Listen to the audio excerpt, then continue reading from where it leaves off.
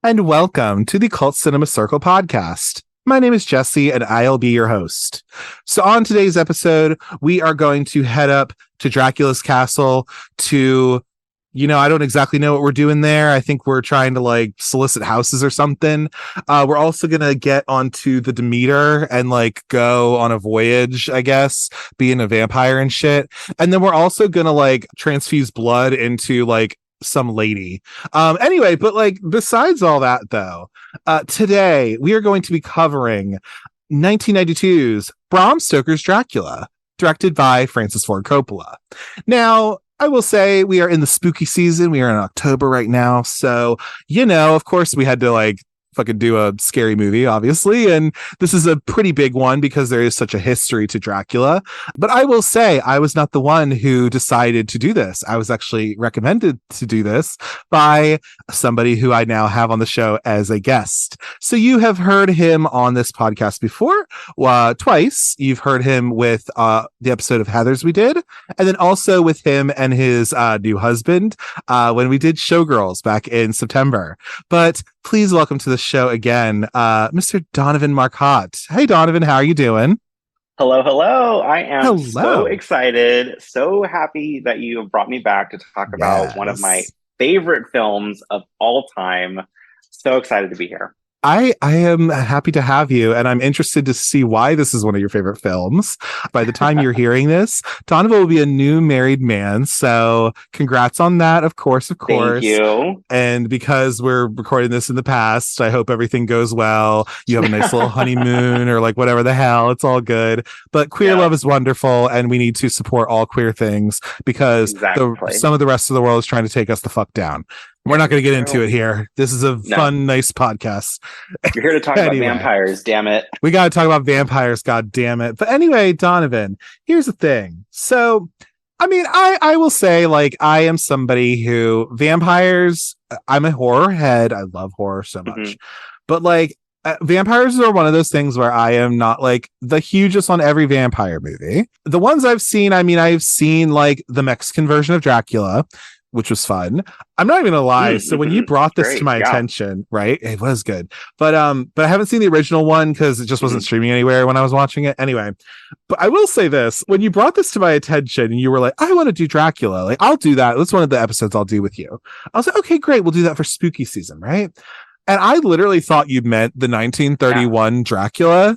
And so it wasn't until I made an appointment with you. I was like, okay, let's do this or whatever. And you were like, wait a minute, are you thinking we're doing the old one? Because I want to do the new one from the 90s. I was like, oh shit, you're right. Okay. I didn't know that.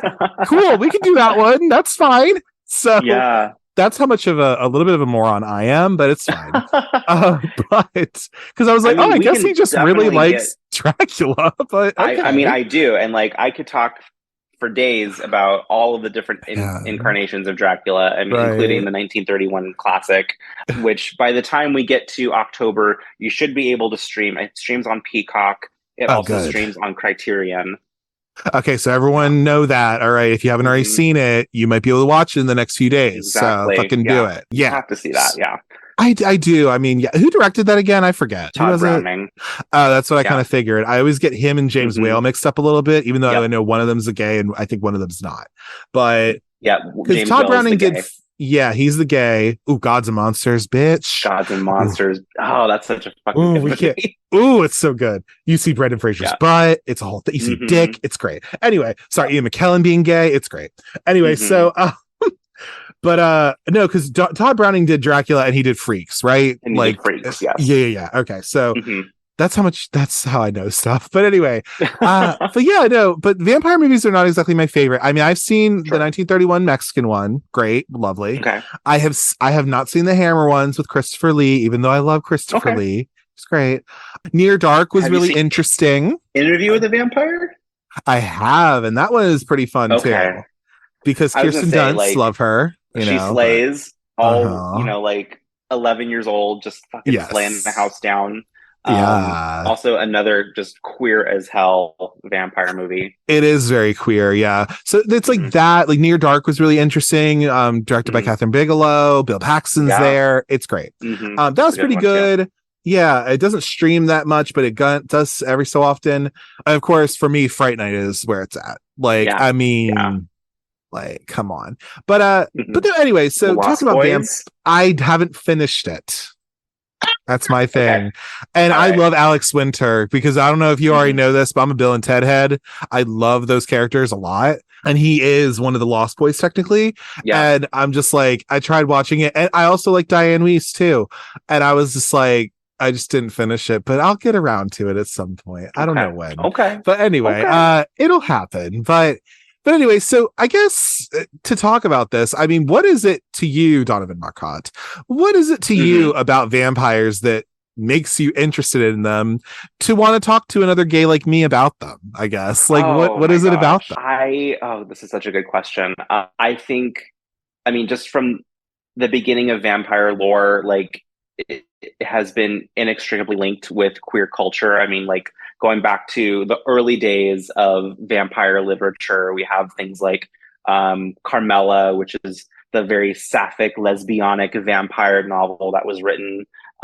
You have, the story of how Mary Shelley wrote Frankenstein, and that whole trip where it was her and it was Lord Byron, and then the guy that was in love with Lord Byron, and he wrote a whole vampire tale about basically Lord Byron being like the proto Dracula, which is really, really interesting. And I just think that there's something about vampires where you're humanistic, but you're not. There's that otherness where I think in queer literature, queer cinema, whatever, there's a lot of duality between you're a part of this world, but you're not.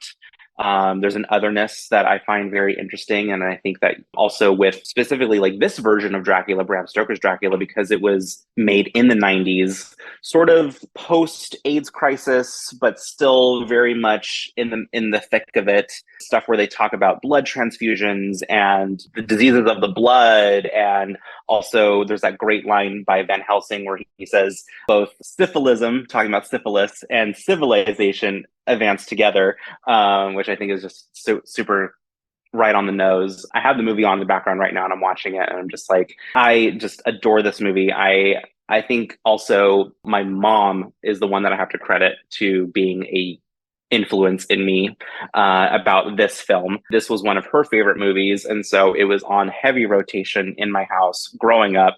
I watched this movie far younger than I probably should have.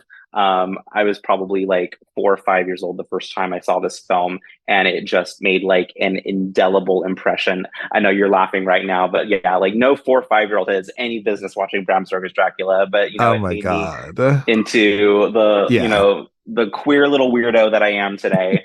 But I am obsessed with this film. I've seen it, I can't even count it. I mean, hundreds of times at least at this point. I had it on VHS. I had the bare bones DVD. I had the now I have the 4K, which has like all of the special features, which is great. I have like I've seen all the documentaries. I have a making of book about it. Like this movie is a litmus test for pretty much every major relationship in my life. I've like guys that I've dated, right? We've all been there, right? Where it's like you put on that movie and you're like, if you can't hang with this bitch, then I don't know if we can keep seeing each other. And luckily, I specifically, if you can't sit down and watch Jawbreaker and just get it, like I don't even want you as a friend half the time. Yeah, exactly. I really don't. Yeah, like. No, and nor would I either. Like, if you can't hang with Jawbreaker, then get the fuck out. Sorry. Yeah. And kind of the same with this movie too. Like, I love vampires. I love all sorts of like vampire lore, and like from stuff like this, like classical vampires to like Twilight, even like neo vampire stuff. Like Only Lovers Left Alive is a great film too. If you haven't seen that one, it is just something that I love and I love talking about. So I'm very excited to be here with you today. I love that. But thank you for telling me about that. I love that you were just so vulnerable to tell me about your love of vampires. That's so wonderful. But yeah, no, I totally can get that. And I think what you say about that is totally fair. Like there is this otherness to just the idea of vampires. It was always kind of, I think, especially with male vampires, like, there's always this kind of like queer, this kind of weird, not weird, but like Yeah. it's a queer type of sensibility to them, where they just Well, and never seemed very masculine, where it was no, kind of like, and there's okay, something so like sexual about the vampire that yeah, you don't see in a lot of other monsters, right? Because with the vampire, they have to physically bite you, they have to physically touch you in a right, place that's usually very sensitive or private, and you don't see that in other monster lore. right. So there's something inherently sexual with the vampire, which just makes them that much cooler. Yeah, exactly. So I think, in that situation, I think that's why queer folks, I'm sure, can understand what they can feel a certain kinship with vampires and vampire Mm-hmm. stories, for that. I also think it's good that you mentioned like Mary Shelley and all that. And if you haven't already done so, not you, Donovan, specifically, but anybody who hasn't already watched on Shudder or AMC Plus, whichever you get, if you haven't already watched Queer for Fear, which is the little 4-part miniseries they have, little Mm-hmm. doc series. They talk about Mary Shelley and just how much of a goth she was. And Yeah. just talking about like, hey, this is why like werewolf stories can be kind of an allegorical sort of thing with transness. Mm-hmm. To a point, vampires can kind of be this sort of other to queer people, and there is Mm-hmm. some linkage there, and just Yeah. talking about queer people in horror. So if you haven't already watched it, definitely go and check that out if you have Shudder or AMC Plus. Mm-hmm. You can find out more about gay horror things. But Also, AMC Plus, have to plug the AMC Interview with the Vampire series. If you're not watching it, you oh, should be watching it. If you're listening to this podcast, you should be watching that for sure because it is gay as hell. is it good? Oh, it's so good. Do you Yeah. have to have watched the movie to No. like it, or to get into it? No, no, because it's a retelling of the book. So Okay. even if you never saw the 1994 Interview with the Vampire, like you could watch this and it would just be like a Mhm. fresh new take on it. Yeah. Okay, good to know. What about your thoughts of Queen of the Damned? I like how we're just talking about vampires, but this is totally fine. Yeah. Queen of the Damned, we love her. There's a soft spot in my heart for Queen of the Damned. It is so troubled and so flawed, but Yeah. it's we got a killer soundtrack out of it. We got all those Uh-huh. great songs, Lovely and Aaliyah being in the lead, pretty much being lovely, the yeah. lovely Aaliyah, just cut down in her prime, but damn. Yeah. Um, yeah, it's good. Is it great? No, but like, if Right. you love vampires, you should watch it. Yeah, I might watch that because it's on my Hulu to watch. It was on Hulu, at least by the time it's streaming now, or when we're Yeah, recording, it's streaming. So like it I've might been be off meaning to there rewatch now, it too. but Yeah, I want to watch it. exactly. So who knows? Maybe that's what I'll spend the time after this doing. But Hmm. anyway, but to go into just a little bit about this particular. So I mean, Hmm. I can go into like some basics about like what Dracula is. So obviously Dracula was written by a guy named Bram Stoker back in the 1800s. And Yeah, do you have 1899, I think. okay, do you have any particular off your head kind of things about why Bram Stoker wrote Dracula, or what was his influence for that, I guess? Like anything you want to share? Yeah, sure. Yeah. And I will be paraphrasing greatly here, Totally, so I that's hope fine. no one's citing our sources for this one. Come at me. But you're right. Yeah. So Bram Stoker, very interesting guy, was rumored also to be a closeted homosexual himself. He grew up in Ireland. He got his love for ghosts and mysticism and the occult from his mom, who would tell him scary stories at night. So I feel that kind of kinship there with him. And then he was working for this theater in London, the Lyceum Theater, and he was working for a guy named Lord Henry Irving, who was like the main actor. He was like the guy that would like be the star in all of the shows, and he also had a very tempestuous relationship with him. It was rumored that he was in love with him. Also, this guy Henry Irving just sounded like a total dick and like would take advantage of him and overwork him, et cetera, et cetera. So Henry Irving was sort of like again an analogy for what Dracula would eventually become. So he was writing this vampire story, and by that point, several other vampire stories had been written in history, like things like Carmela. Varney the Vampire was another one. But it wasn't until he discovered the history of Vlad the Impaler that he sort of appropriated that history into what would become the book Dracula. He was, I think, like thumbing through an encyclopedia and saw Vlad the Impaler, read about him, and was like, oh, this guy would be like a great character in a story. So he decided to base his vampire off of the story of Dracula and all of that. And we can get into the history of Vlad the Impaler if you want, but just for the purposes of Right. Dracula. Yeah. I think it's also good to note that there are some people who also argue that with the influence for Dracula, that also it could have been influenced a little bit by the Countess Elizabeth Bathory as well. So just to kind of throw it in there. Absolutely. Yeah, I think that's a good point to make as well. But I mean, we can go over like a little bit of like what exactly Vlad the Impaler, who he was. Pretty much he was a big guy in the Middle Ages, and I guess what he was he like a wartime criminal or something like that, or what was he? I guess so. He was like a Romanian noble, and he has a very interesting history where like. So he grew up in the Middle Ages in Romania.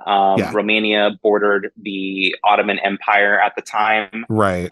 So he was sold off by his dad to go be a prisoner of war for the Ottomans. He lived with them for a period of time, which is where he picked up all of those weird and sadistic torture tactics, and came back to Romania after his father passed away. He took up he was basically the ruler of Romania, or at least a piece of Romania at the time, and was basically tasked by the Holy Roman Empire to keep the Ottomans, the Muslims, out of what was, Christian Europe.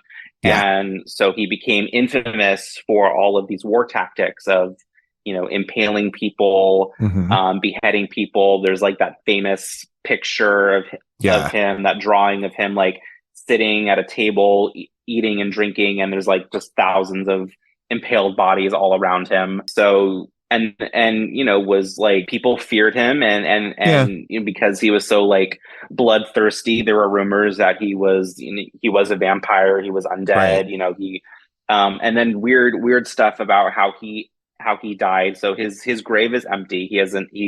There's a grave that you can visit, but there's no body in there. No one knows what happened to his body. And so that just kind of adds to like the lore of, whether or not he was actually a vampire, because we don't know where his body ended up. Exactly right. Yeah, so I think that's a good kind of like primer for that kind of thing.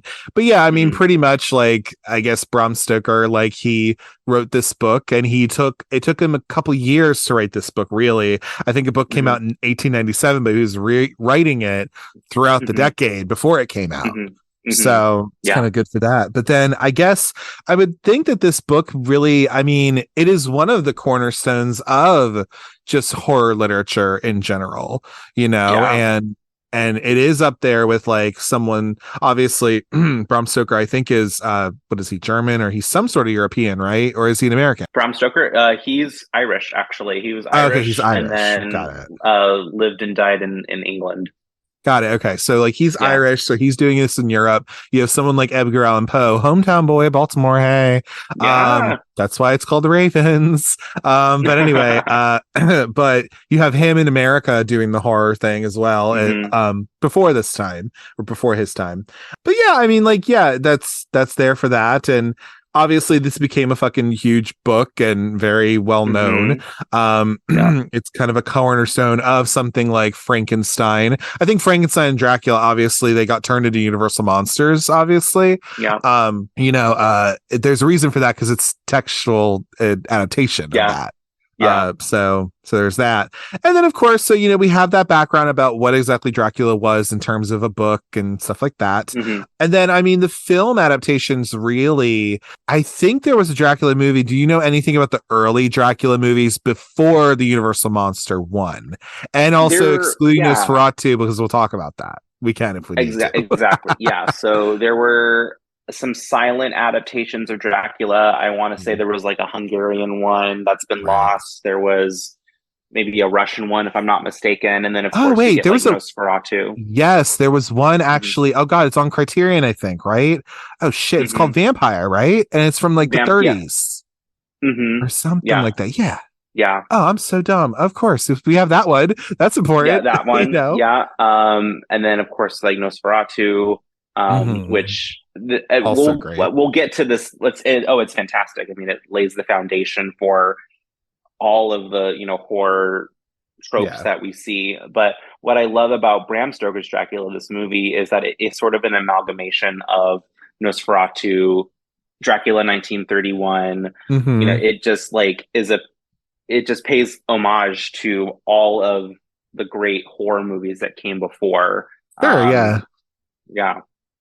Yeah, totally. So I mean, definitely like to talk about Nosferatu and Dracula, because there is Hmm. a little bit of a so if we're going chronologically kind of, because we'll get up Yeah. to the actual movie we're talking about, but we do have to give We some promise. context. We gotta give some context a little bit because then it'll make more sense of why exactly Francis Ford Coppola probably wanted to do this.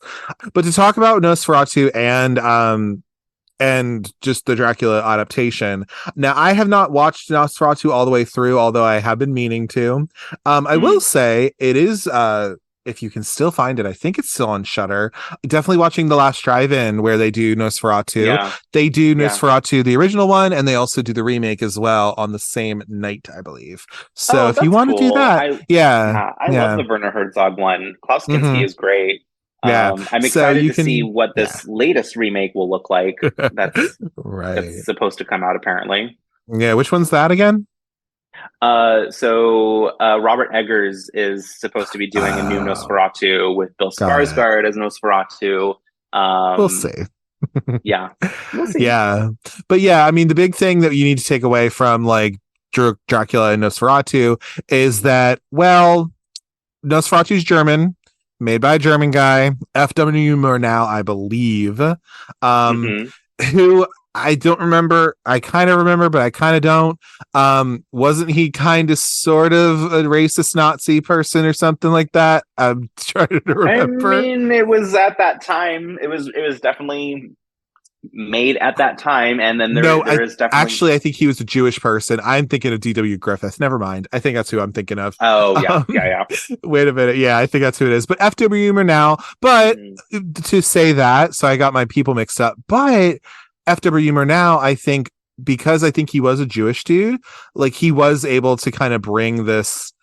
I don't know, because there's also to say that too. People have analyzed to death Nosferatu and just how much like that had to do with like how Jewish people were treated at that time in England as well. You could definitely Yeah, get into that too. So and yeah. then how There's he just definitely an looks, analogy there. and all that. Yeah. Hmm. Hmm. But the big thing with that, so the big thing though with all that is that literally the estate of Bram Stoker did also sue the people who did Nosferatu, and that wasn't Hmm. fun. So that's a huge thing too. Um, Yeah, he had died at that point, but his wife right. was still alive, and his wife sued the production company and you know uh, Hmm. demanded that every print would be destroyed of the film, which thankfully it Right. wasn't. Right. So we But they still did get have. rid of quite a few copies. Thank God we still Hmm. have one to circulate. But she Yeah, did end up getting her ultimate thing of like, because Nosferatu, I think, was hard to find for many, many, many, many, many long years. time. Yeah. And it wasn't until you actually had someone holding on to something, and being Hmm. able to say, like, here it is. So Yeah. yeah, I mean, there's that. And then of course, so we get into that, and again, we get into it being a universal monster, which again, a lot of those universal monsters, again, I'm not going into too much history of that, but a lot of those were just textual adaptations. So Yeah. Dracula, Frankenstein. I think The Invisible Even Man was a before that, book. there was Phantom of the Yeah. Opera. They did as a silent film. Hmm. Hunchback of Notre Dame was a silent film. True, true. Um, they did. What else did they do? I don't think The Wolf Man was a book. I think it I don't was think it just was either. an original story. And same for The Mummy. Yeah. Um, Yeah. yeah. I agree. Yeah, it's that. And then like Freaks, of course, because of course Todd Browning made the 1931. Hmm. He made that one, the Dracula. But of Yeah. course he did Freaks, which again was just it was a movie about people who are differently abled pretty much and how they are freakish, quote unquote. and how they take revenge on people who are normal, quote unquote. Yeah. Interesting movie. Go watch it if you haven't seen it. Mm-hmm. But anyway, also cut down a lot too, because it was supposed to be a more of a sick ending than it ended up being. So yeah, they really got their revenge. But anyway, then of course, I mean, like, so talking about the 30s and all that, because you had the Mexican version in done in Mexico and everything with Spanish speakers and all that, and you had the original one as well. But the Mexican one is interesting because they filmed it simultaneously. So like the English crew would film during the day, and then the Mexican crew would film at night. Yep. And if you've never seen the Mexican 1931 Dracula, definitely check it out because stylistically it blows the English one out of the water. Yeah. And when I watched it, there wasn't any music in it. So it just makes it a little bit creepier, where I'm just like, you just see him rising out of his like coffin and you're just like, there's no music to this. What the fuck? Like, but this is kind of really interesting though. Like, I'm fascinated. Yeah. So then of course, getting up to like the Hammer films of Dracula. Again, we're just giving a whole thing of Dracula, but that's what you came for. Okay. So Hammer, of course, was an English company that ended up doing different adaptations of types of horror literature. So this is, I think, where, of course, you get the Dracula movies, but then also, if I'm not mistaken, I think that's where you get a lot of the Euro horror from. So this is, or you get adaptations of things like The Pit and the Pendulum, and a couple of different things as well. I think those were under Hammer, I believe. I don't actually know much about Hammer horror or Hammer films really, but do you have anything to talk about with the Hammer films and the Dracula, adaptations of them, I guess? Again, I'm paraphrasing greatly here, but that's fine. Hammer was an English B film company, and they did pretty much kind of retooled a lot of like the classic Universal monster films. So they did, their big like twin pillars were Dracula and Frankenstein. They did a whole Frankenstein series, they had a whole Dracula series, both at some point starring Christopher Lee and Peter Cushing, which are, they're both fantastic. They're definitely flawed films. They're not great, but I recommend seeing at least one so you can get some context.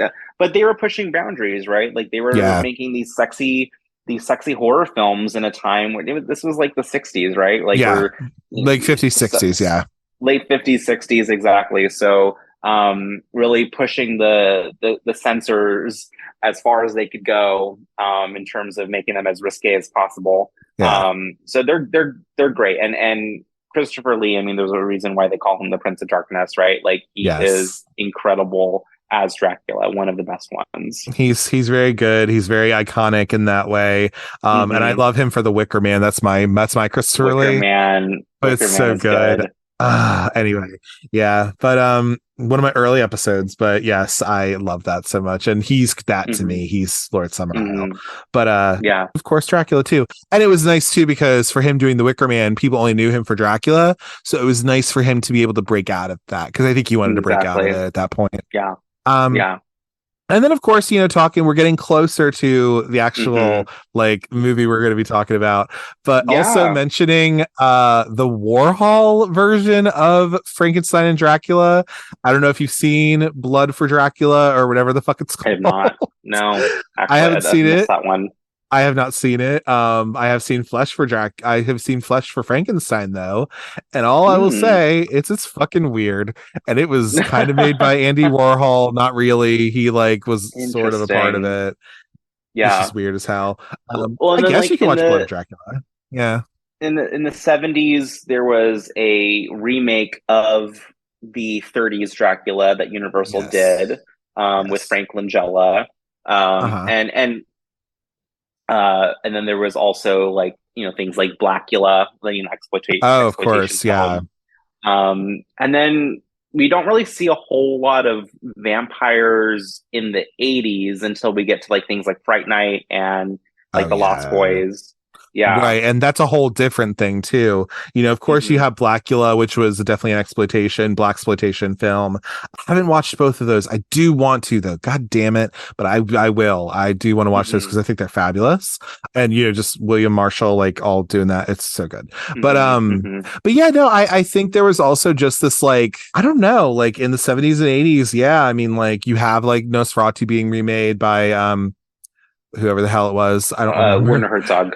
Yeah. Warren Herzog, yeah. And then like you have these adaptations. And then in the 80s, because everything was in excess and it was, you know, but I think the 80s was an interesting point because you have these different stories of vampires, like The Lost Boys and Fright Night and stuff like that. The Hunger, you know, you have these different how kinds. can I forget the Hunger is so fucking good. Yeah, you have these different things as well coming up. And I think they do have this very interesting kind of what's the word? Yeah, they carve out this little interesting niche there. Because you can do a little bit different stuff with it. So I think by the time we're getting into like the 90s at this point, so now we get to the actual point of Bram Stoker's Dracula from 1992, the year of my birth. I would have been born by the time. I know, I would have been born by the time. So, you know, it's all good. Was like 2 months old when this movie came out. I was like, I think I was 5 months old. So there's that. But yeah, I mean, let me look at this real quick. So I guess originally, so I'll give you a little bit of figures on the film that I found. I shared this with you as well, Donovan, if you want to see it. Did pretty well in terms of box office. It really did. So this was released November 13th of 1992. So by the time you're hearing this, you know, it's not on the anniversary or anything, but in a couple of weeks time, it'll be the anniversary. It'll actually be, I think, like the fucking, what is it? 31st anniversary, I guess. It'll be the 31st anniversary. Yeah. Because we're both 31 at this point almost. So I am at least. 128 minutes. I'm just going to say it's a little long, but you know what? It's Dracula. I'll give it, but you know, whatever. You're like, okay, all right. Distributed by Columbia Pictures. So big, you know, studio movie. And we're looking at a budget of $40 million. And then, as Donovan already said, the opening weekend ranking gross is at number one because it made $30 million, pretty much $30,521,679. So needless to say, it did pretty well financially. If you hear the dog, don't worry about it. You know what you came for.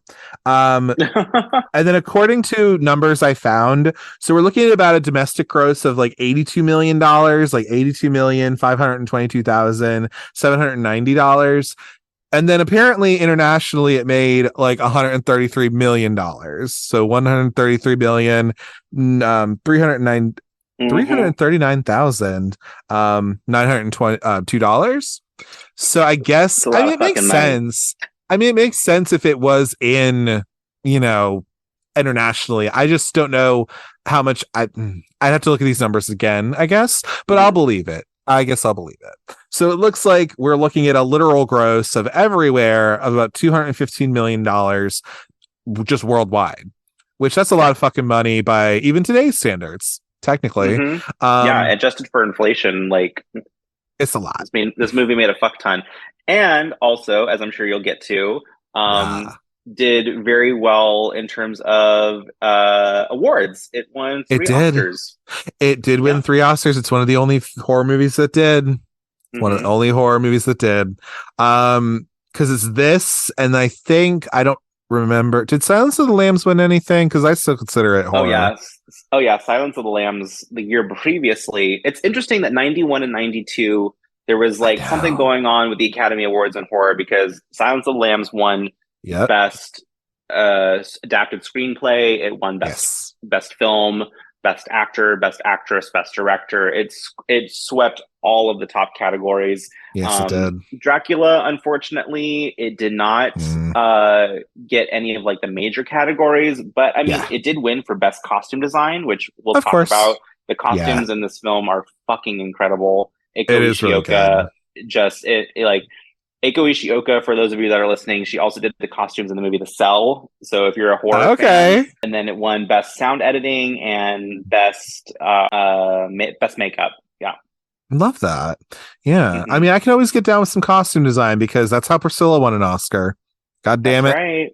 Mm-hmm. And then we have 78% on Rotten Tomatoes from the critics and then 79% of the audience, so that's what we're looking at with those sorts of percentages. And then it's a 3.6 out of 5 on Letterboxd. So that's what we're looking at in terms of like figures and stuff. Now, when we're talking about just like the crew in general, we're going to talk about Francis Ford Coppola, now I will say this here, right now, I don't know many of his films. To be honest with you, Donovan, and to be vulnerable with everybody here on the podcast today, I don't think I've watched another Francis Ford Coppola film. I think this is my first one I have watched, if I'm not mistaken. Really? Interesting. Yeah. Okay. So no Godfather, no Apocalypse Now. No Apocalypse Now. Right. I have watched his daughter. I've watched at least 2 of her movies. You've seen the Sophia movies? Yeah. I've seen at least 2 of them, one of which I like, and the other one I don't think I like that much. But which one was that? I like the Virgin Suicides. I think it's very melancholic and very just like fucking vibes. And Marie Antoinette, I love you, Kiki Dunst. But girl, what was that? Like, I'm sorry, but like, what? Ouch. Like, I just didn't quite get it. And I was like, okay, like, cool. And then also funny enough that like she directed it, and also like, isn't her cousin in it as like King Louis or something? Like Jason Schwartzman. The Coppolas are notorious for putting everyone in their keeping it in the family. I mean, right. I think Sophia was a script supervisor on Dracula. Yep. Her son, his son Roman was the first assistant director or something like that. Mm-hmm. He is also like did like a lot of the special effects work on the film. They're also cousins with Nicolas Cage, who did read for Dracula and came close to getting the part. But you know what? In Renfield, he gets to live out his dream. Good for fucking him. God, dude, Renfield, that movie, I wanted to like it so much. Oh God, I tried. It was so bad. Yeah, it was like I mean, an SNL skit that just went on for an hour and a half. Oh God. Well, shots fired, Donovan, and you know what? I fucking appreciate it. Do it. Yeah, no, it's on the list to watch, but I'm just like, oh God, what are we doing here? But you know what? Nicholas Hoult has gotten work. And that's great. Mm-hmm. We love that twink. Exactly. Not that I look like this, listeners, but I was told that I looked like him in the face a little bit, and I was like, maybe like a big fatter version of him, but don't think so. I think it's our eyebrows, maybe. Like, I can see that. I get it. Yeah, sure. Just like if I look like this, like, or what does he look like? He looks like on Renfield's like poster. Yeah. This is not a visual medium, everybody, but like I'm just like literally making faces at Donovan right now. Anyway, never met in person, but god damn it, like he's very fun to talk to. Okay, damn it. Yeah, no, of course, yeah, but yeah. So the Coppolas, with their big bag of bullshit. I don't know. I don't hate him or anything. It's just like I don't know. They're just okay. Have you seen Barbie yet? You saw Barbie, right? I have seen Barbie, yes. Okay, so like you're literally Barbie who needs Ken to make her watch The Godfather and talk about it the entire time. I guess so, man. That joke was so good. Oh my God. The Godfather? The Godfather? Oh God. Oh, side note too, I just watched a movie and it had Hari Nef in it and they wasted her so bad. I'm so mad about it. I can't even. I'm sorry. No. For those who don't know, Hari Nef is Dr. Barbie. Love her. Trans woman extraordinaire. She's great. Yeah. But she's in this movie, Bad Things. It was on, it's probably still on Shudder by the time you're hearing this. Girl, what the God, wasted talent. And it had the chick from The Greatest Showman, one of the chicks from that, Gail something or other. Gail something or other. I don't remember who she is. I didn't watch that movie. I saw The Greatest Showman once, and I said, "That's all. I don't need to see this movie again." Yeah, what's funny too is that movie Bad Things, I think Hari Nef literally auditioned for Barbie while she was on set for it, which I think is such a serve. Good for Oh, her. that's funny. I love that. Okay, Anyway, so but no, I have not you've the only seen one Francis Ford Coppola movie, and it's Dracula. this one. I And think you know so. what? If there was one to see, I'm glad it was this one. Actually, I completely agree. I think it was a perfectly good movie, and I'm just like, yeah, because he did Patton, he did The Godfather, he did Peggy Sue Got Married. I'm interested in that one. That seems fun. That's Mike Myers, isn't it? Am I crazy? Wait, who's Peggy Sue? What's in that movie? I'm I thinking don't. the axe murderer one. Wow. I think you're thinking of I Married an Axe Murderer. Yeah. Yeah, I'm thinking of that No, one. What's Peggy Sue I about? have not seen that. I have not seen Peggy Sue, so I can't speak to Damn it. it. But I have seen, of course, the Godfather trilogy. I've seen Gotcha. Apocalypse Now, and obviously Okay. this film. I've seen he's done some interesting art house films in his later years. Right, Um, right. he did one called Twixt, which was another horror Okay. film, which was pretty good. Yeah. Yeah, yeah, yeah. Yeah. So I don't know. What are your thoughts on him as a director? I like this movie at least, and Mhm. I guess I would be interested in seeing other films of his. My big Mhm. thing is that why do these movies have to be so fucking long? That's so interesting that you Sometimes. thought this movie was so long. I feel like this movie A little is. bit. I feel like A it little moves bit. at a brisk pace. I think this movie it is 2 hours on the nose. Like It's like two it. hours, 7 minutes, a little bit, Yeah, kind of, yeah. but yeah. Those 7 minutes are the credits. You can turn that off. I guess, but Yeah. all right. I'll give you that, but maybe if anything, this could be that this is one of his shorter films. I will never understand why The Godfather is like so goddamn long. I'm just like, wait, what? For what? And yeah. But Well, people had longer attention spans back then. I guess, man, because like I might just be an idiot, but who knows? Like, but no, Yeah. I think Francis Ford Coppola, he's at least he seems like a capable director at least. And I think if anything, His dozen Oscars would agree with you. sure, yeah, yeah. And then whether or not he's overrated, I mean, I don't really know. I haven't seen his movies like that. I've heard the criticism that like Sophia is a little overrated. I could see it a little bit, but like Yeah, I could see that. Sophia again just they're gonna is lob all of it to right anybody. place, right time. Like if her dad wasn't an Academy Award winning director, like do you think Right. that she'd still be making films or Yeah. like I just it's things like that keep me up at night. Like if Sophia Coppola didn't have her last name, would she had still made it as a director? Right, right. Or like the Schwartzmans, like they're somewhat Hmm. involved. So, Yeah, like would Jason Schwartzman be where he is today? Nicolas exactly. Cage, like all of that, I mean, it's all those things. Nepotism's so fun, isn't it, everybody? It's all It good. sure is. We love Nepo It's babies. hey, there are some Nepo babies that I do appreciate and like. Um, the big ones, I don't know. We could talk about our favorite Nepo babies a little bit. I mean, my favorite Nepo baby has to be Mira Sorvino. I mean, period. That's Yeah. it. I mean, there's no contest to that. Like, I'm gonna go get it's a her. businesswoman lunch after this. Yes, very much Yeah. that. Like, you should. Hmm. And I mean, come on now. Do you have a favorite Nepo baby at all or no? Like, I mean, do you or Mm, not? I don't know. I mean, do I have a favorite Nepo baby? I don't know. Just talk I about don't think Francis Ford so. Coppola. May as well, right? I mean, I don't hate Sophia. I don't hate Sophia Coppola movies. I love Marie Antoinette. Look, I think Marie Antoinette came out. I was a freshman in high school when that movie came out, and that Me movie too. was my fucking identity. Let me tell you, I wore out that soundtrack.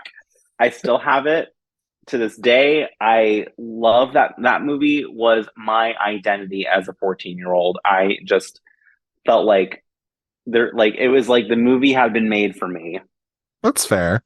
I mean, I'm Yeah. not going to take that away from you or anything. I'm just like, okay, cool. Like, it's You're like great. work. And Yeah. not work, love it. And Yeah. then not even that I'm a history person, not that I even love French Hmm. history or Hmm. anything. Hmm. So, and I love Kirsten Dunst, but like, I'm just I like, love okay, Kiki. I love Kiki, but yeah. Also, I love that Moaning Myrtle's in that movie. I really appreciate that. Oh, she's Good for great. her. Yeah. Good for her. Like, But I'm so happy. And she was in Train Spotting too. I didn't she was in realize that. Trainspotting. Yeah. She I was was like, also in what the Bridget hell? Jones.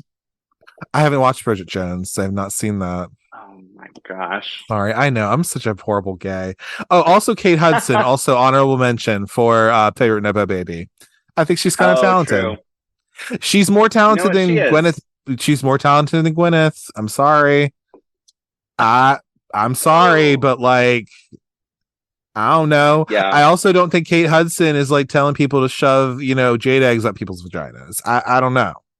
The jury's still out, but Yeah. No, I don't think so either. I don't think so. I mean, the skeleton key is pretty good, but it's actually pretty decent. So anyway, I love Kate Hudson too. But yeah, she's anyway, pretty back cool. to Dracula. Anyway, back to Dracula. Whatever. We're just getting on tangents. It's fine. Mhm. So the writer of this movie is James V. Hart, which we can talk a little bit about. Do you know what other movies he wrote as well? Anywhere? He wrote Hook. He did write Hook, and because Mhm. you are a Disney gay and they are technically Disney, he also wrote Muppet Treasure Island, which is fun Fuck yeah, and he did write lovely. Muppet Treasure Island, which Yeah, he did. also Fuck yeah. my favorite Muppet movie. Yeah, hell yeah. I also like how there is a movie called Follow That Bird. It's just about Big Bird. I appreciate that. Mhm. That's cool. I haven't watched the Muppet movies like that, so they're probably on Disney Plus, right? I could probably watch those. They are. You should start with Muppet Treasure Island. I probably fun. should, to be honest, because if this is I'm probably gonna do that. Yeah. Thank you, Donovan. Mm-hmm. The composer, do you happen to know how to say this composer's name? It's very German. Yes. He's actually Polish.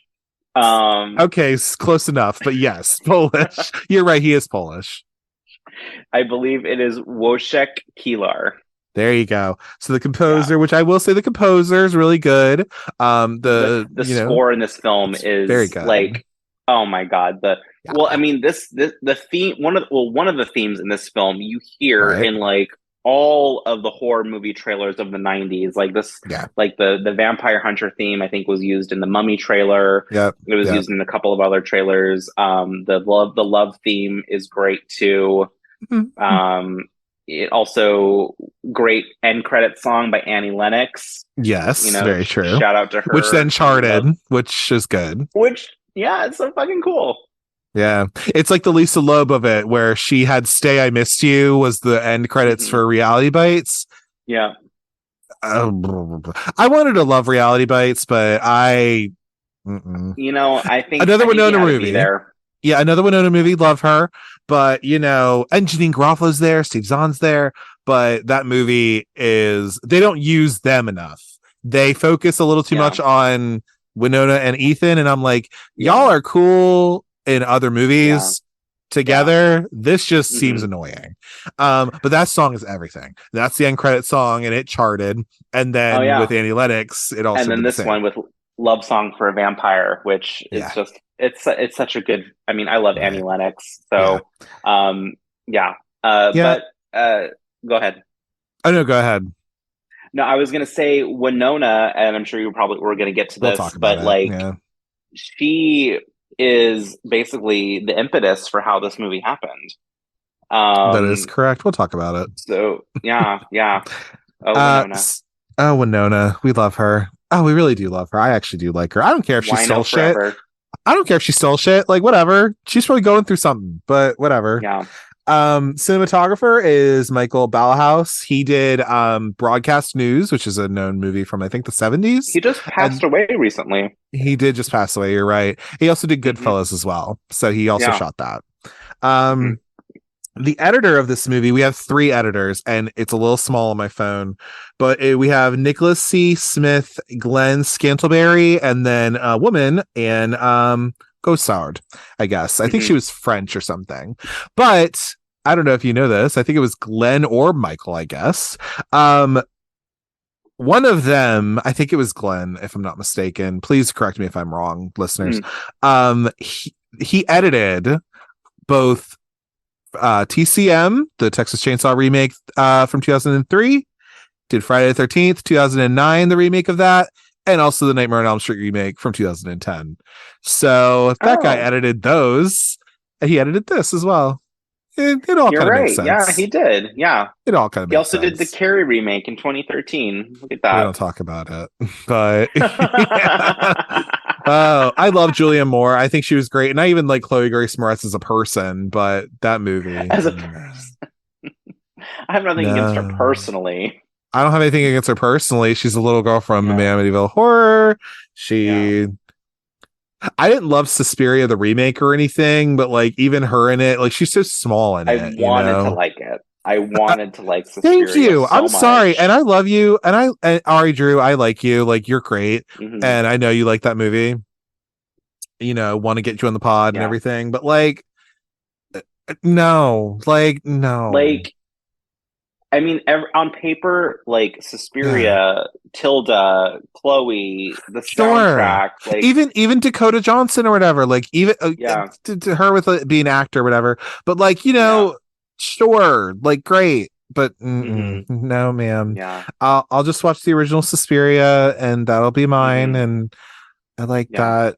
It's just anyway. We're yeah, talking all about these horror movies because god damn it, it's spooky season, y'all. It's we can talk about hmm whatever we want. Anyway. So yeah, we have like that's our production crew and all of yeah, that. Then we'll get into our actors. So hmm do we want to start with Winona a little bit? I guess we could talk about how she was the I think impetus of this movie. we should start with Winona. We should talk about We how should talk about it. she had a nervous breakdown. She couldn't do Godfather 3. She said, Mhm. "Francis, I'm tired. I need a break." And he was like, "Honestly, bitch, all right, take time off." I get So it. she was supposed to be in Godfather 3. She dropped Mhm. out, and which is how we got Sophia in Godfather 3, That's which correct. let she is a better director than she is an actress. We'll just say that. That's the Um, consensus. that is the consensus, yeah.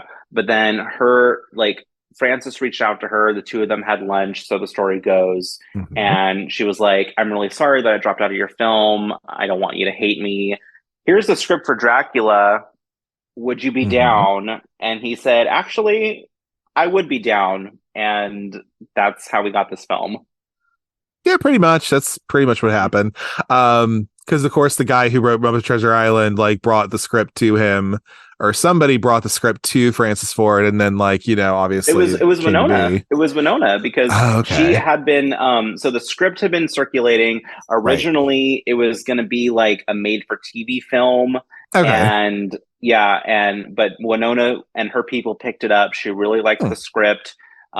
She wanted to do something different Right. because at that point, she had done like Edward Scissorhands. She dropped Yep. out of Godfather. Like this was really her first turn as a adult actress. This was really her Agreed. first adult role. Yeah. Everything up until then, she'd either been a teenager or a kid. Yeah. Um, so she took the script to Francis, and Francis, luckily, he really liked Dracula. He had an appreciation for the material. Hmm. There's this whole story of like he used to be a theater camp counselor, and he would like read the Dracula book to his little like campmates, Yeah. um, Campers. little campers. Yeah. So he was super down for it, and Yeah. then yeah, and that's how we got this film is because Winona was like, "Let's do this." Oh yeah, I didn't even think about that, but you're totally right. It is like her first adult role because she had done Heathers and Beetlejuice, but she was a Mm-hmm. teenager for those. So, Yep. yeah. It's so weird to me that she was a teenager for Heathers. That's crazy to me. I But okay, know. anyway. Go listen to our Heathers episode, everybody. It's great. Um, so there's that. And then gotta talk about Gary Oldman. I mean, of course, Brit. Oh my He's God. our title Dracula, of course. He, I have no words for this performance. He acts the house down boots. Yeah, he does. Even He under does. layers of latex and prosthetics. He does. Yeah. Um, yeah. Do you have who also read for this role? I believe, yes, I do actually. I think I do a Mm-hmm. little bit. So of course, Gary Oldman is Sirius Black from Harry Potter, but he's also in The Fifth Element. He's in The The Fifth Fifth Element. Element. He's in He's, Sid I and mean, Nancy being Sid Sid. and yep. Yeah. I mean, So yeah, absolutely. amazing. The Dark Knight trilogy. He was just an Yeah. Oppenheimer. I Yeah. mean, yeah. Amazing. But a little fun fact that I have in my little fun facts is that, and I believe this is true, kind of, sort of, not for Dracula at least, but we'll get to that in a minute, actually. But we'll get to it. We'll get to it. But who else was going to be Dracula? I don't think I have that information. Well, Nick Cage read for it, and then Gabriel Byrne also was pretty close to getting it, which I could see. Sure. The thing with him is that I think he's a good actor, but I'm also just like what was Ghost Ship? Like, why was he in that? Like, you know what I mean? But I liked him in Hereditary. Like, I thought he was good in that. You know? So it's like, I don't think he's a bad actor. I'm just kind of like, okay. All right. Anyway, continue. No, but I'm so glad that it was Gary Oldman, because I agree.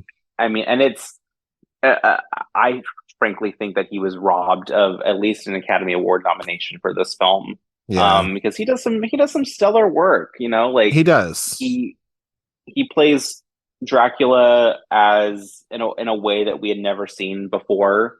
You know, like, he really broke down the mold and wasn't doing a caricature. He wasn't trying to be Bela Lugosi. He was really made it his own thing. I agree. And I think that his work really, I think this film overall stands really strongly, even 30 plus years later. It's still gorgeous to look at. I don't think it ages. I think that also has something to do with all of the practical effects. I agree. In this film too. Yes. And I think he is also a big part of why it stands up as well, because I mean, Winona does a good job in the movie, but I do think that he is a little bit better than her, unfortunately. He acts acts around her in circles. But anyway, but I think that's also there. I did not watch this in 4K, and I really want to. So who knows? Maybe I'll shell out the rental fee. I don't know. I did watch it. I did watch it on YouTube. It was on 720p, I guess. Oh, there's a cat. There's a cat on our screen right now, and I love it. Anyway, so what I was about to talk about. Okay, so we got Gary Oldman, we got Winona, right? And then we have Anthony Hopkins, of course, as Van Helsing, I believe that's who he is. Yeah, Van Helsing, fresh. You know who he is. He's Hannibal, girl. Come on. Yeah. Let's be real. Then we got to talk about, the Keanu of it all. And I said this off mic before we started, or I don't remember if I ever did. I talk about it at the beginning of the episode? I don't remember. You had texted me while you were watching it, I think, about Keanu. We did do that, and I think off mic we were talking about this. I love Keanu Reeves because I'm a Bill and Ted head. I love him. I do. Why was he in this movie? I love him. I love him. But he's Jonathan Harker. He's the guy who solicits Dracula and all that shit and blah, blah, blah. Okay. So, and he's the one who technically is writing the journal, which if you don't already know, it's an epistolary novel. So it's all journal entries. Well, I can tell you why he was in this movie. Not go out and read, go out and read, children. Okay. But so, but what I was going to say, and this just makes me laugh, and I kind of think it would have been a serve, is that technically, according, and I guess you watched all the documentaries, that Christian Slater was offered the role of Harker, but he turned it down. And I'm just saying, it would have been a serve to have him and Winona in this together.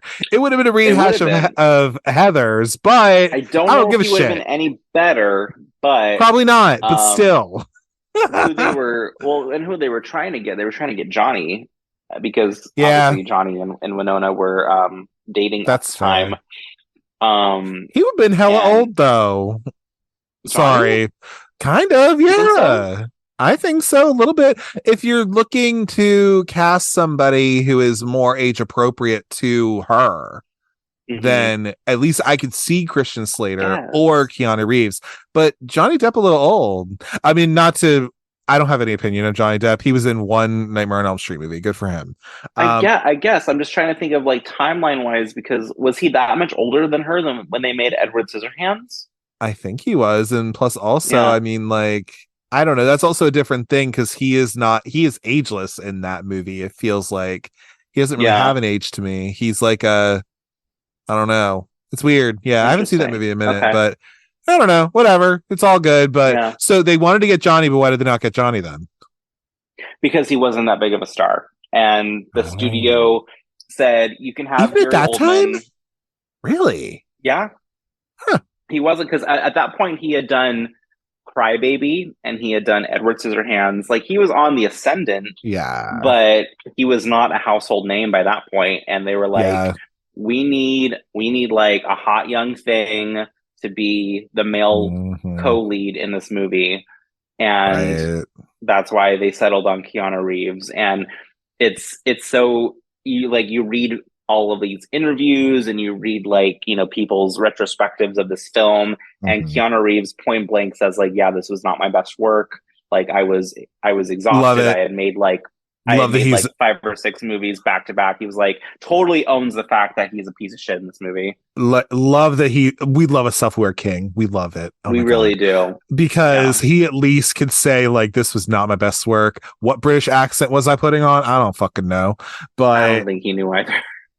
And plus also because he was great in Bill and Ted, of course, and he's great in even like it's our house movie a little bit, but My Own Private Idaho, which I own. It's great. It's a great movie. It's not bad. Him and River Phoenix are great. Like, I mean, he's an asshole in that movie. Oh God, you hate him in that movie. But that's because he breaks Little River Phoenix's heart. It's so sad. I know. Poor little twink. God, I love him. Anyway, Joaquin Phoenix forever. I actually like him. He's also an unproblematic king too. We like him too, for the most part. Haven't seen Beau is Afraid. I'm waiting for it to stream somewhere. I don't want to buy it though. I want it to stream. I know it's already out. You can buy the Blu-ray. Yeah, it's gonna come on Showtime at some point, so I'm gonna watch it then. You know, all the A24 movies go to Showtime, so they'll be all right. Anyway, so now I guess you can tell that we did not love Keanu in this role. Donovan, who would you want to have been in this role? Who do you think would have knocked out the park? I think Johnny could have done it. I think Johnny would have been great in this film. Like, I'll agree with you. It's totally in his wheelhouse. He would have done a better job with the accent. Him and Winona were dating at the time. They would have had much better chemistry. Keanu is so wooden in this movie. Like, he is. Even when he's getting sucked off by 3 vampire brides, like, he has no emotion on his face. I know, and I know he can do better than that. I know you can do better than that, Keanu. Come on now. Yeah. But luckily, we do get some in the supporting cast. There are some other hotties that we can talk about, like Carrie Elways. We're gonna get to it. We'll talk about Carrie Elways, yes. Because so I guess that's kind of our main cast of people, right? It's like those, like, 4, I guess. Yeah. And then we have the supporting cast. So we have we got to mention Richard E. Grant just for a minute. Because then I was watching this on YouTube, as I said. Who you only knew from Spice World. I only know from Spice World because he is the manager in Spice World. God damn it. Don't worry. We're going to do an episode on it. Not you and me, Donovan, but we're going to do it. We're going to, you know what? And you know what it is? Okay. So for anybody who wants to hear a Spice World episode or anything like that, I will tell you this right here, right now, and you'll probably hear it whenever I do that episode, probably with my sister, most likely, because we were both obsessed. Cute. I will say this, that like, you know, I can understand not everyone having a Spice World episode because it doesn't stream anywhere, and it really doesn't. You don't want people to go and spend all the money. I'm going to tell you this right now, everybody. Here's a secret. It's worth it. It is, but you can also just go on YouTube, watch some of the clips of Spice World that are kind of the big notable ones. And guess what? You've watched the whole movie. It's okay. It's fine. You don't have to go and spend money to get the DVD on it, spend crazy amount of money. No, just go on YouTube, watch some of the clips of it, and you'll see the whole movie. And then you can go listen to an episode that is about it. Okay. Because that's what Spice World is. There's no plot, hardly. Well, I will say though, what is her name? Claire Rushbrook, or whoever played the other manager. She was in Secrets and Lies. She's fucking great. So good. It's her and Brenda Blethyn. That's who that is. You ever seen Secrets and Lies, Donovan? I have not, no. Ooh, you need to watch it. So it's on. Good. I love Brenda Blethyn, so. Brenda Blethyn, and it's that chick from Spice World, and then it is the guy who plays. We're just gonna talk about movies. It's fine, but so no, it's that. Have you ever seen? Oh, you've seen Harry Potter, right? Of course. Peter Pettigrew, the guy who plays him, Timothy Span. Yeah, him. He plays.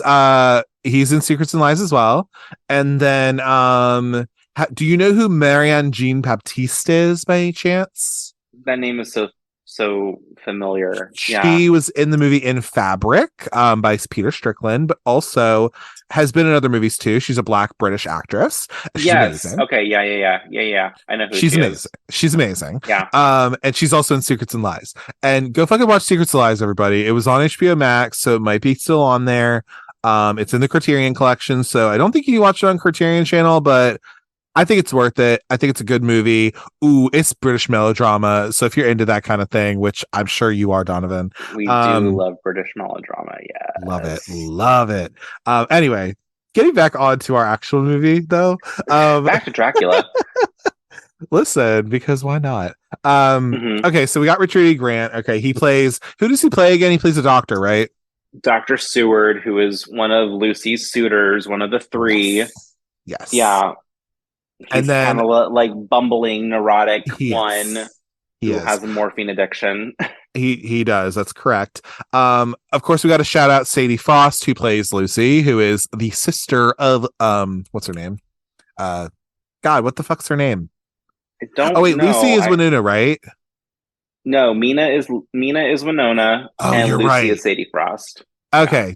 Cool, great, lovely. So Mina is Winona, and then Sadie Frost is Lucy. So got to shout her out a little bit.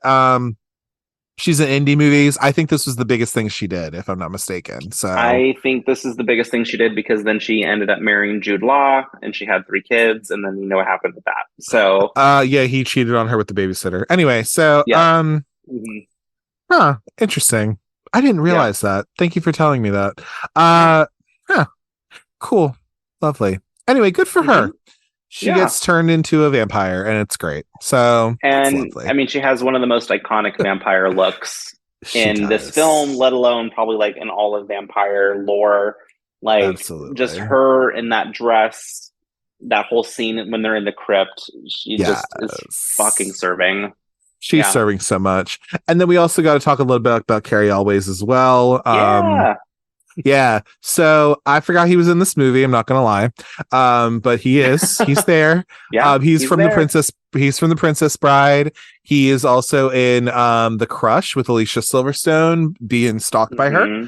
And he also plays. I get it.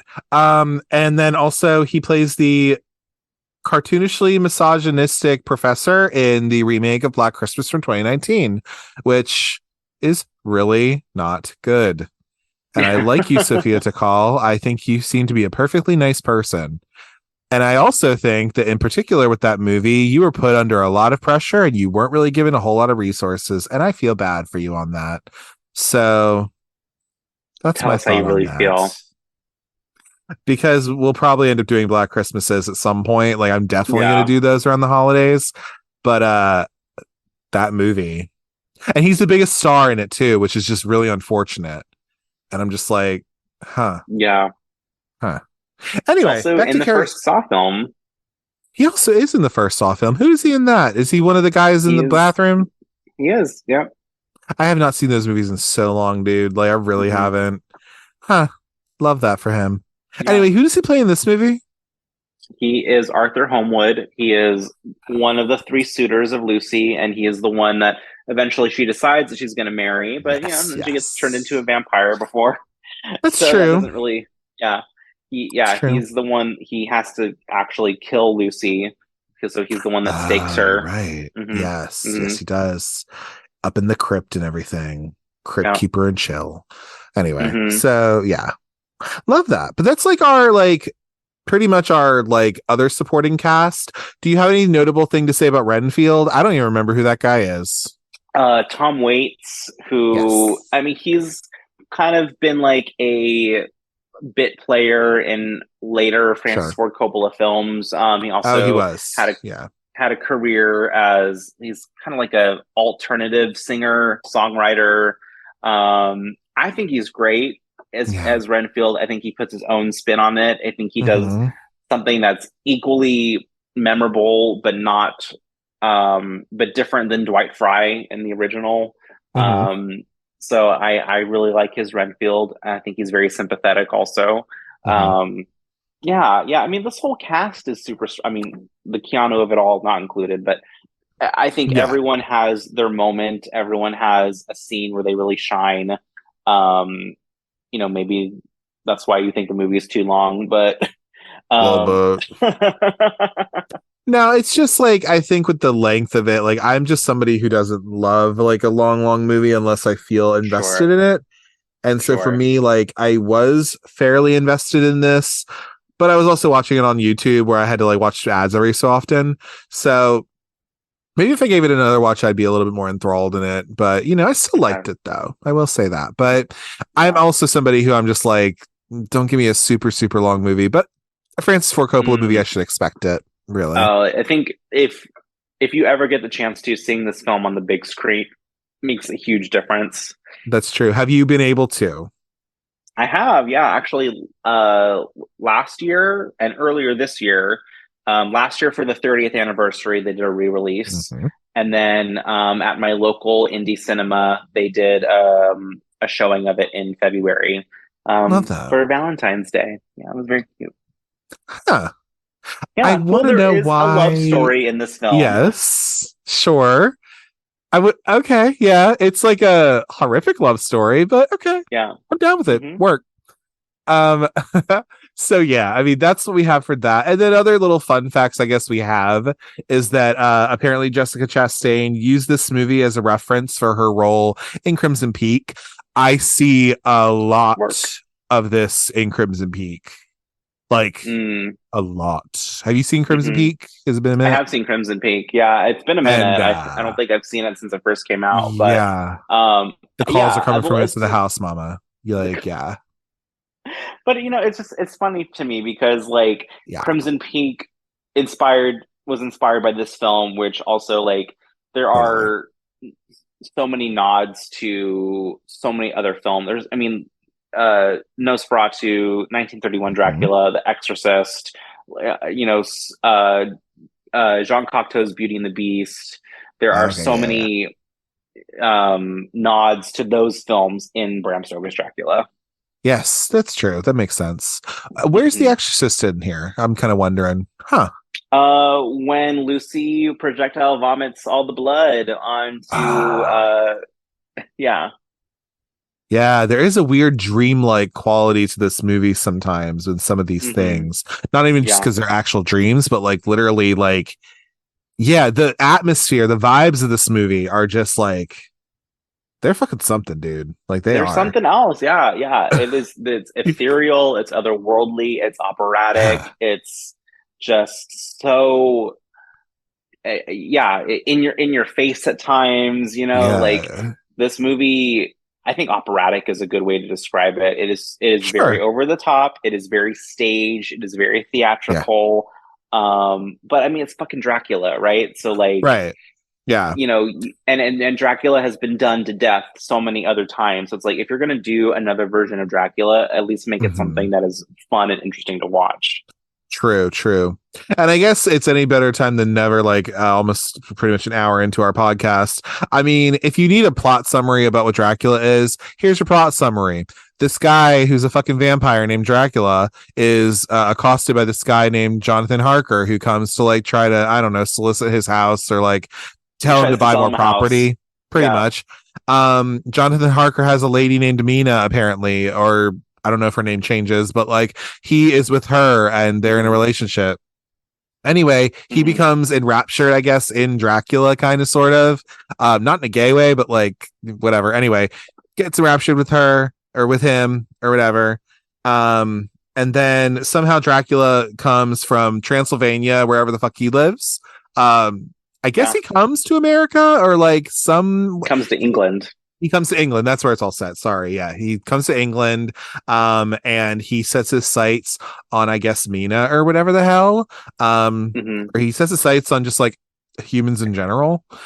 Well, like, this movie gather? also it's different than other previous versions of Dracula because this also includes the whole like subplot of the fact that Mina is the reincarnation of Elizabetha, who was his wife, Vlad the Impaler's wife, which is it's a different take on it. It's something that we haven't seen before.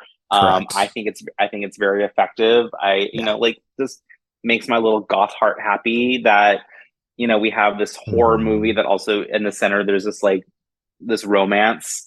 And I think Winona and Gary have very good chemistry together. I do think so. I think they do as well. I think it's at least it's it's really unfortunate that her and Keanu I don't think have that much at all. And they're supposed to be the ones who are like fucking getting married or married. It's crazy. Ooh, you're so right. Wow, when I think about it like that, because that whole scene where like he's about to fuck her and all that. Ooh, it's hot. Ooh, you're right. It's hot. It is hot as hell. Yeah, because there's a scene it's like close to the end where like she like gives herself to him pretty much. And it's good. That's real good. And you weren't getting that with her and Keanu. Yes. Oh my God. Wow. She drinks the blood from his chest. Why are we so gay? God, Jesus. Anyway, sorry. It's fine. But anyway, other little fun facts I kind of found. So, were you a Stranger Things person? I watched the first season and I haven't watched it since then. But if you are I'm still on board. If you are Stranger Things girlies out there, this movie was homaged with a scene where Winona Ryder, who's in this movie, and she plays the mom in that show. She has a dance with Sean Astin. We love him. Sean Astin. We love him. Patty Duke's son, and all that. They have a little homage to this dance that's in this movie. In that show. I don't know what season or what context it is, but it's in there for all you Stranger Things girlies. It's in season 2. Yeah, because Sean Astin, I mean, spoilers if you haven't seen Stranger Things, but at this point, I don't care. The show's been out for years. He dies at the end of season 2. So fair. He's like her love interest. Love that. Yeah. Yeah. Love it. Did you also get the little trivia fact of how her and Keanu were actually married in real life? Wait, what do you mean? So there's the scene in the film where they're married by the priest when she goes to Romania to finally meet up with him. That's correct. Yeah. They filmed it in an actual Greek Orthodox church in LA. Okay. And they used actual Greek Orthodox ministers instead of actors. And they did the full ceremony. So they were actually married by the Greek Orthodox Church. I love that. Good for them. Yeah, it's cute. That's very cute. And then they had to annul it because they weren't actually married, but it's fine. Exactly. Of course, we have to say that like this movie has had so much influence on other films. So of course, we see like Dracula Dead and Loving It with Leslie Nielsen. Like obviously, this is right after that. The movie What We Do in the Shadows from 2014 and the television series also is heavily influenced by this movie. And also when they did Treehouse of Horror not too long after this one, they have that whole Mr. Burns looking like Gary Oldman. So that was kind of fun. And we can also talk about this too. The movie, while it was being shot, I believe, was referred to as the Bonfire of the Vampires. And do you want to tell me why that is, Donovan? Because if you don't already know, for listeners out there, I have not watched Bonfires of the Vanities, but was that also another Francis Ford Coppola movie? Correct me if I'm wrong. It was not. No, it wasn't a Francis Ford Coppola movie, but Bonfire of the Vanities, which actually I have seen, and it's not that terrible. It's not the but it had a worst thing I've troubled ever seen. it had But a troubled production a little bit, and it yeah. wasn't exactly critically. I don't think it did that good, from what I No, no. understand. Critically, it was panned. I'm pretty sure box office it didn't do very well either. Yeah, Long story short, Bonfire of the Vanities is this movie with Tom Hanks and Melanie Griffith, and right, it's about AIDS excess, and it was based on a book that was really right, popular. They made the right. book into a film. The film was kind of mediocre, and it was a huge Correct. flop. Yeah, Yeah, there you go. But then this movie was talked about as Bonfire of the hmm Vampires. The hmm reason for that, because, well, part of that I think was because Francis Ford Coppola had hired all of these people for production design and all of this shit. And then yeah, because it wasn't coming together with how his vision was yeah. for this He film, fired all of them. he fired all of them, which I guess also maybe happened during Bonfires of the Vanities, or something similar Yeah. happened where like they cleaned house. And Well, the thing was so, yeah, with Dracula, they were like, they kept pushing CGI, they kept pushing, computer graphics. And he was correct, like, right. that's not what I fucking want. That's not what this film is, right? Yeah. Like he shot it in a very specific way. He was like, this movie is based on a book that came out in 1897. If we can't do something that they wouldn't have been able to do in 1897 with filmmaking, Mhm. then I don't want to do it. Fair. Which is why I think again this movie holds up because It does. all of the effects were done in camera, all the effects were Yeah. practical, and it just looks timeless in a way that like, Yeah. you watch T2 and Right. you're like, well, that movie is very much a product of 1990s cinema or computer generated effects. hmm No, totally. Yeah. I mean, like you can look at any of those things, but then seeing something like this, like it is different. It just is different. Mm-hmm. But yeah, so that's why I was talked about that. So I guess really, I mean, I don't actually know this, but like maybe like when it was in production, people thought it was not going to be a success, I guess. That Yeah. was kind of what people thought a little bit. I mean, you watch the Mm-hmm. documentaries. I don't know if they mentioned that, Mm-hmm. but like, I can only imagine that they thought like, oh, there's some stuff going on with that show. Like, oh, I wonder how that's going to be. And then guess what? It was number one at the box office. It's opening weekend. So that tells you something. Yeah. But I mean, like, and again, I mean, that's the basic plot summary, like I just gave of that. I mean, pretty much Mm-hmm. like, and then like Dracula, like fucking tries to take over some people. He tries to like turn other people into vampires to like join his posse a little bit. Some of which are women, obviously. And then they, I guess, kill him at the end. That's like the basic idea of what Dracula is. I mean, I like if you're listening to this and you need a I don't plot know. synopsis of Dracula, Go then look it up. Like, I don't know. you Like, can look it's it up. not, Yeah. there's no point. And for me, I'm getting away from beat to beat plot summaries, especially when I have someone to talk to about it. But like, Mm, yeah, like that's what Dracula is pretty much. But yeah. this particular one, I mean, obviously, yes, Jonathan Harker goes to Dracula. He tries to sell him a house. It just so hmm happens that his wife, Mina, happens to be kind of the she's kind of the reincarnation of what his wife is, like you said earlier. hmm Dracula comes over from wherever the hell he lives on boat to go to England, where he comes across Mina and he sets his sight on her. And then, Mina gives herself to Dracula, but then Keanu Reeves is Yeah. like, no, don't. And then Yeah. they end up. Oh, and then Lucy gets turned into a She gets turned vampire. into a vampire. Her Fun three suitors in Van times. Helsing. I mean, Yes. there's that great scene where Yeah. Dracula comes to her window and she's like writhing in Right. ecstasy and agony, and then he like Right. bites her, and then there's like the projectile blood that Love like it. just like floods the whole room. It's so fucking Yeah. cool. It's There's so that. many. The visuals in Mhm. this movie are It's incredible. really good. And then, of course, yeah, that all happens because, Dracula is just fucking shit up. And then hmm they're like, okay, we gotta like try to kill this guy. And so they end up going off and trying to kill him. Winona Ryder's like, hmm nah, you're not killing him. And she tries fighting for Well, him and all because this. of because of that scene you mentioned where they're in the bed together and it's very Yeah, hot. And it's he very turns good. her into a vampire, and Yes. so there's that scene at the end when they go back to Romania, they go back to Transylvania, Mhm. Mhm. and yeah, she's like turning into a vampire. Right. There's that scene where she tries to seduce Van Helsing. And the brides are like trying to, like they're like looking at her. And then they end up killing him at the end. They kill Dracula at the end, obviously, because that's always the end. And then so one of the suitors kills Dracula, or at least stabs him, but then it's Mina who has to eventually finish it. Pretty much, and then that's the end of Dracula. I mean, generally that's this one, and then that's kind of any other Dracula you've seen is just vampire wants to fuck up shit. People don't want him to fuck up shit, and then he dies at the end. The end. Like that's pretty much what this is. So it's all good. Now, along with that, though, I want to say, because we did go over some of this information, fun facts of this, the cast, all this kind of shit, gave a little bit of a plot of just like, hey, here's what fucking Dracula's about. But what are some of your standout scenes for you, Donovan, that just stand out to you, and why did they stand out to you like that?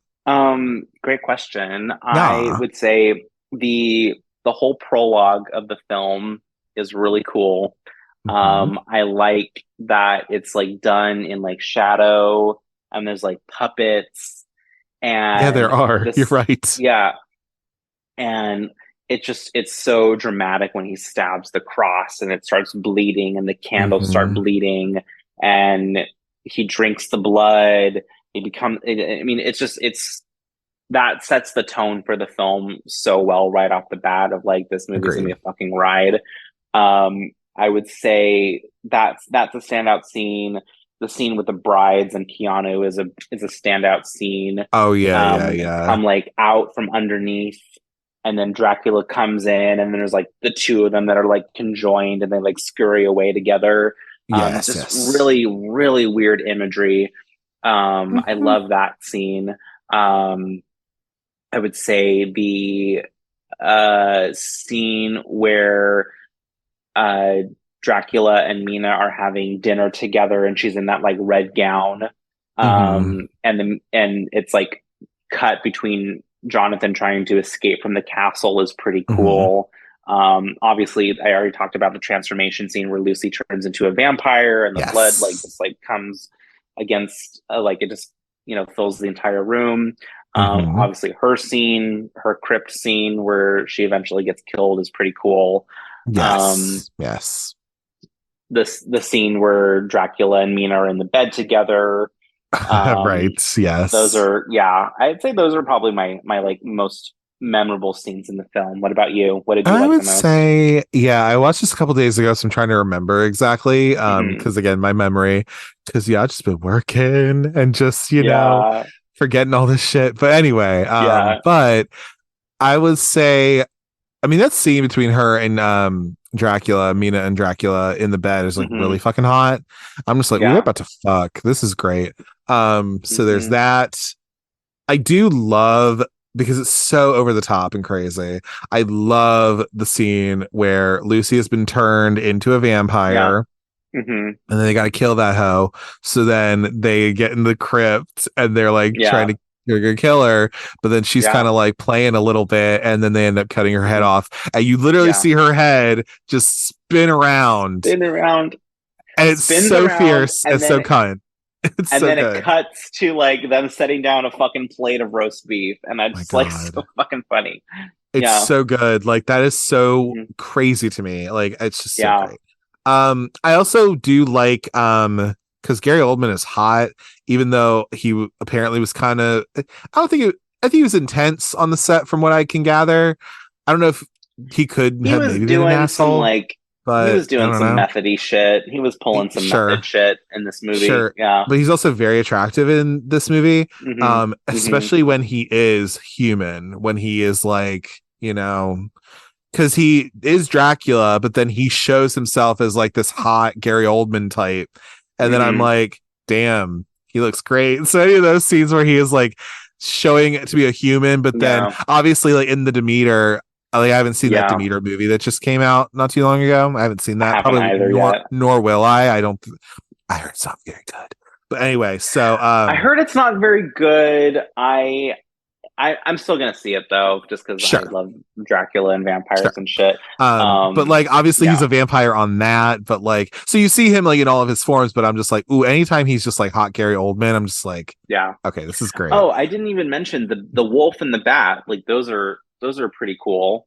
When he's Yeah. a wolf and he's fucking Lucy Uh, on the like ooh, yeah, you're on the right. stone table. Yeah. This movie is so fucking like sensual, and I Mhm. kind of figured that where I was like, because that was something where if you look up on Google Yeah. or something and it'll say like Hmm. sensual, and I'm just like, Yeah. yeah, no, it is. Like I get it, I totally get it. So yeah, I think that's some of the scenes that I really like, and I also Yeah. think like any of those are really good, but I also am just like fascinated by the costumes in this movie too, and I think it is Mm, so.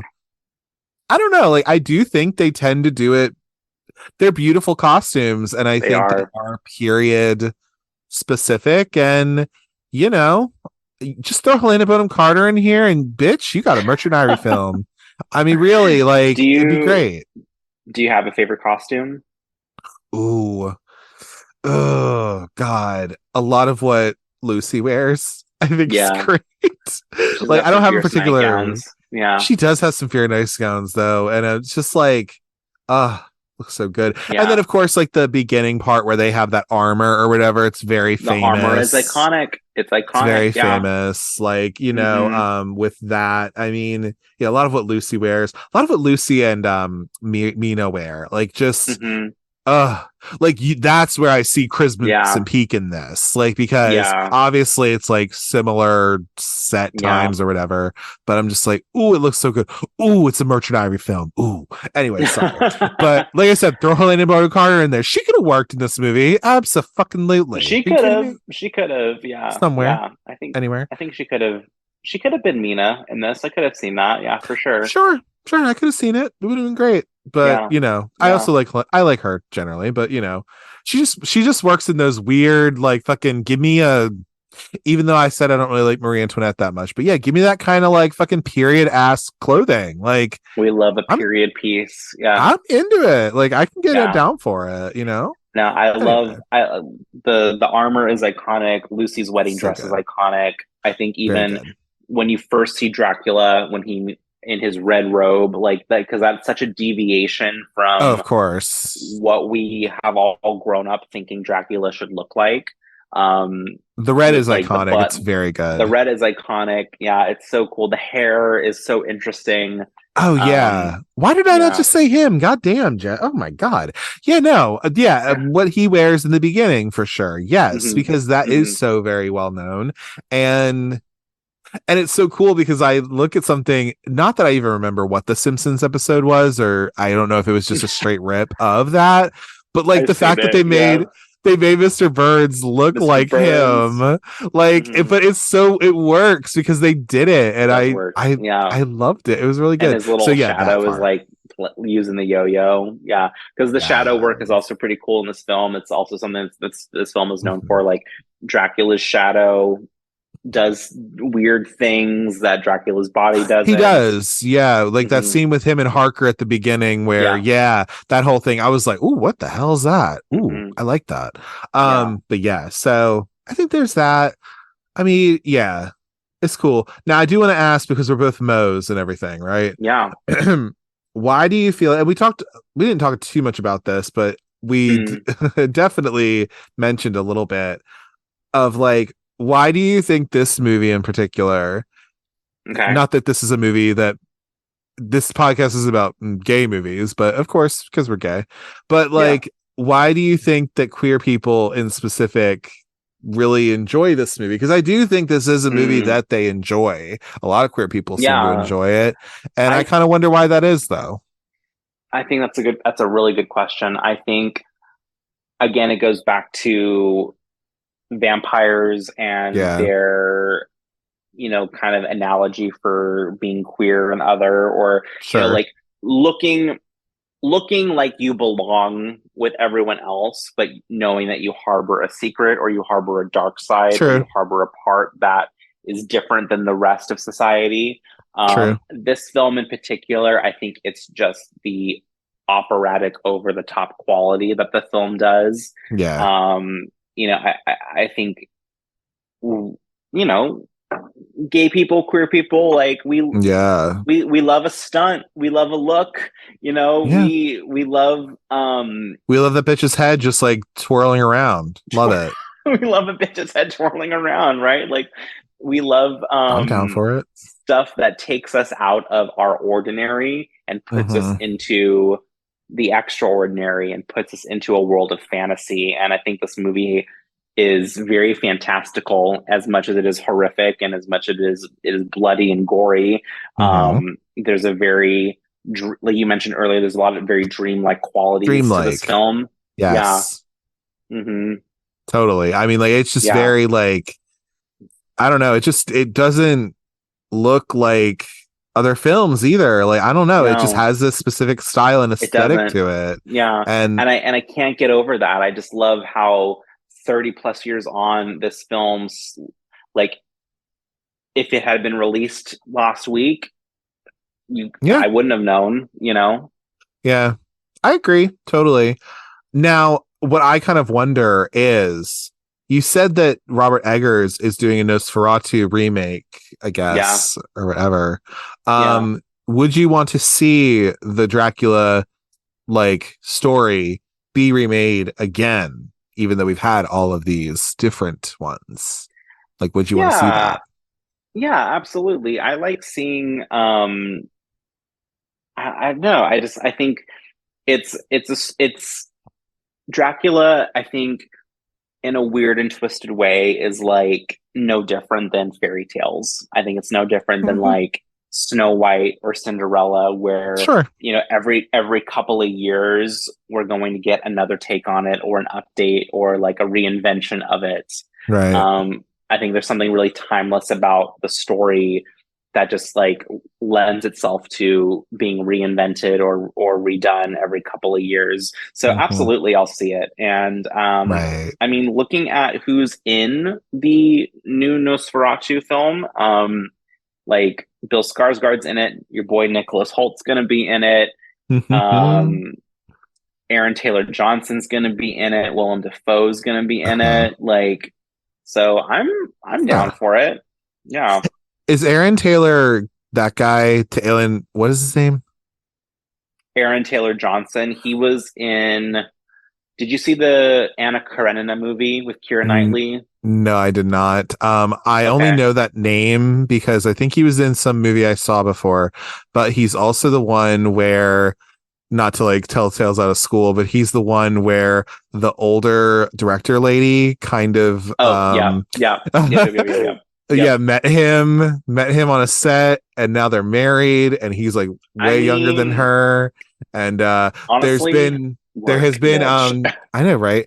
But there's also been talks of like, was there grooming involved? But you know what? Again, good for you, girl. I know, but that's the only reason I know what his name is like, literally, I was like, oh, it's that young guy who's with the older director woman who I don't remember her name. Sorry, but whatever. He was also in. Did you ever see Nocturnal Animals? The second Tom Ford movie with Amy Adams and Jake Gyllenhaal?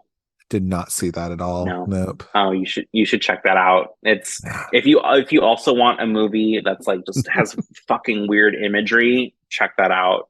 I'm into that. Let's get down to that. Very cute. Love that. Anyway, so I think, and to tie it kind of up a little bit, I think, I agree with what you're saying with why queer people would like this movie too. I mean, like, and then also going back to like, at this time when it came out, having that kind of allegory for AIDS and everything, and for Francis Ford Coppola, trying to, whether unconsciously or whatever, putting that into his film, I think was something interesting, so I think maybe that's also why too, of like, hey, cool, like that's also in there too, and you could analyze that to death if you want to. But absolutely. But yeah, I mean, it's been a spooky time here on the Cult Cinema Circle podcast. Sure has. It has been wonderful and spooky and all over the place, which is fine with me. Because it's spooky season, bitch. It's spooky month, all this. That's right. And it's all good. I'm sure I'll be watching, like, I'm sure I have watched a horror movie every month, day of this month in some way, shape, or form. Oh yeah. Whatever. Thanks, horror queers. That'll probably end up. You're probably doing that watch calendar. So like when it's spooky season, I love to put this movie on. Also, this movie has a great 4K transfer that just came out last year. It's got also there's like 3 commentaries, there's multiple documentaries. Yes. Like this movie is chock-a-block full of special features. Love it. Also I recommend, if you need something just to fall asleep to, put on those Universal classics. They're just like so fun to like snuggle up with. I agree. Yeah, definitely, for sure. Yeah. But Donovan, thank you so much for coming on the show today to talk about vampires. Thank you for having me. And I wanted to make sure you had your vampire moment. Because why not? Like, and plus also it's just like, this is a great little way to kind of end the month, if you will. Although Don't worry, I'm sure I haven't recorded them yet, obviously, but I have had wonderful content, in October that I will have obviously produced by now. But absolutely. But yeah, I mean, like, and who knows, I might have a little I don't know, I'm thinking about what I want to do with actual Halloween. I have an idea of what I want to release a little bonus episode on Halloween. Absolutely. Of something that's near and dear to my heart. But anyway. Oh, good. It was great. And thank you for letting me talk about something that was near and dear to my heart. So I'm obsessed with this film, and anytime I get to talk about it, it means a lot. So thank you. Of course. Do you want to plug your social medias out there for people to, come and find you? I mean, if anyone wants to follow me on the Instagrams, you can do so at Donovan JM, DONOVAN JM. I post things about my life, my new marriage, my lots of memes. Come check it out if you want. You and the husband, especially the husband, have a great meme game, which I really love. You on Threads at all or nah? We're not on the Threads yet. I don't know. I'm kind. He is. I'm kind of torn. I'm like, I don't know if I need to be or not. You tell me. Yeah, I don't know. I mean, like, and I don't really play with the Twitter either. I guess you don't have a Twitter either, but I mean, no. X, whatever you want to call it. Okay, Elon Musk. And now there's like another one, right? Like, who fucking knows, dude? I don't know. We're such old ladies, but anyway, it's fine. Literally, I don't have. But anyway. But anyway, you Lily, don't you worry, because before we're about to end, when we end, we're probably going to talk about it. But you will be back on the show not too long after this episode, because we got to talk about some other gay things going on. So absolutely. Anyway, but thank you so much for coming on, and I hope you have a good rest of your evening and a great rest of your spooky season too. Happy spooky season, y'all. Yes, bye. As always, if you'd like to get in touch with me, you can do so via email at cultcinemacircle@gmail.com in case you want to give any movie or episode recommendations, give feedback on the show, or if you'd like to just say hey, I'm open to all of it. If you'd like to follow the show on social media, you can do so on Instagram and Instagram threads at cultcinemacircle. I tend to post what I'll be covering for the next week on there, post stories, things like that. On X, I'm at cultcinemacircle. On there, I don't really post a whole lot, but if you want to follow the show, it's there for you to follow. And then on Letterboxd, I'm at Jesse, Jesse, Kremp, Kremp, all one word. On there, I log little movie reviews, I'll log what I'm watching, and then it's also a nice way to kind of see what I might be covering on the show in the future. Be sure to rate, comment, and subscribe to the Cult Cinema Circle podcast on your podcatcher of choice, whether that be Apple Podcasts, Google Podcasts, Spotify, or wherever you get your podcasts. I'm pretty much on all of them. Be sure to leave 5 stars and a 1 to 2 sentence review about the show so we can grow the audience and then just spread the love all around. Be sure to tune in next week to the Cult Cinema Circle podcast, where I'll be covering 1998's The Rugrats movie. Annoyed by the responsibility of being an older brother to Dill, Tommy sets out with Chucky, Phil, and Lil to return his baby brother to the hospital. However, they inadvertently get lost in the woods during their trip. As always, thank you for taking the time to listen to the Cult Cinema Circle podcast. And remember, I am the monster that breathing men would kill. I am Dracula. Take care. Bye.